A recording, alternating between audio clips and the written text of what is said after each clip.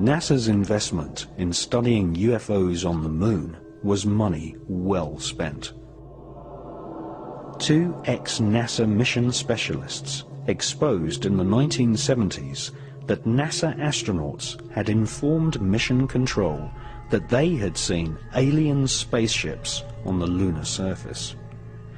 In 1976, an ex-NASA employee, Otto Binder, accused NASA of censoring transmissions from the Apollo astronauts by switching to secret radio frequencies and using code names for UFOs. Otto Binder claimed that he had heard an Apollo astronaut tell Mission Control that there were huge alien spaceships parked on the lunar surface, right in the middle of the Sea of Tranquility, which had been chosen as the landing site for Apollo 11.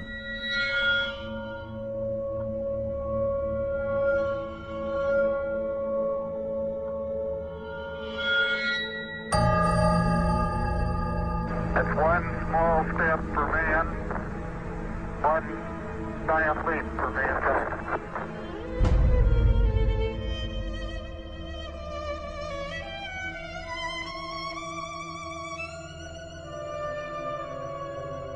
Few people took Otto Binder's account seriously, until another ex-NASA employee, a Moroccan named Maurice Chatelain, published a book in 1978 in which he claimed that two UFOs hovered above the Sea of Tranquility just before the historic moonwalk of Neil Armstrong. Maurice Chatelain was a NASA insider. He invented many of the radio and radar communication systems for the Apollo missions. He had 11 patents awarded for his inventions and had a high-level NASA security clearance, able to talk freely with senior NASA officials.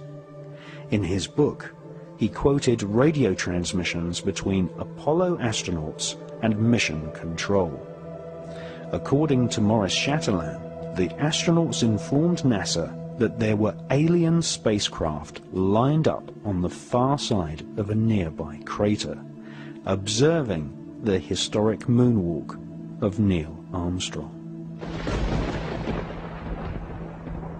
During his time working on the Apollo space program, Chatelain learnt that aliens not only exist, but that they have had a major role in shaping, and in some cases destroying, civilization. The title of Maurice Chatelain's book proves he was in no doubt that aliens had invaded planet Earth in the past.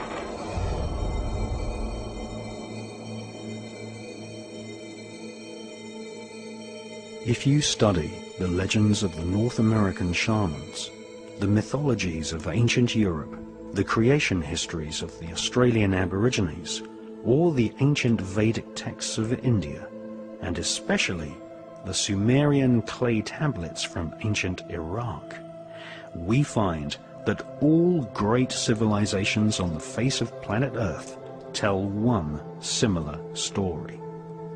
That is, in the distant past, people from the stars visited planet Earth and displayed fantastic technology.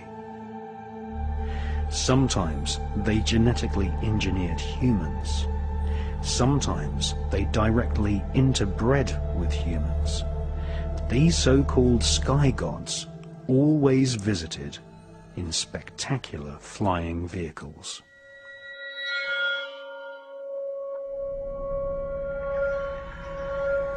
And the watchers from the sky saw the daughter of man were beautiful.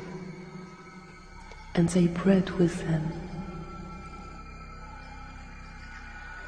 And the children were giants, who become rulers, not of human flesh.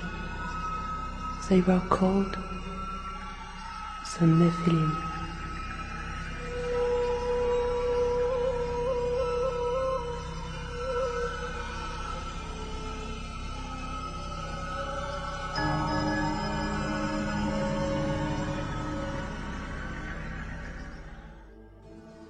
The most ancient written texts on planet Earth date from the Indus Valley and make up a corpus of works called the Vedas.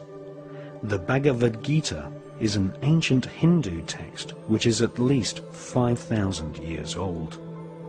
This epic mythology inspired the character known as Darth Vader in the Star Wars movies. The Bhagavad Gita described many gods of the stars flying down to planet Earth in alien spacecraft called Vimanas. The ancient Vedas tell us that there are multiple inhabited planetary systems in the universe called Devas, which are ruled by a universal government of beings with superhuman powers and technology, including the power of telepathy and nuclear weapons powerful enough to destroy an entire planet.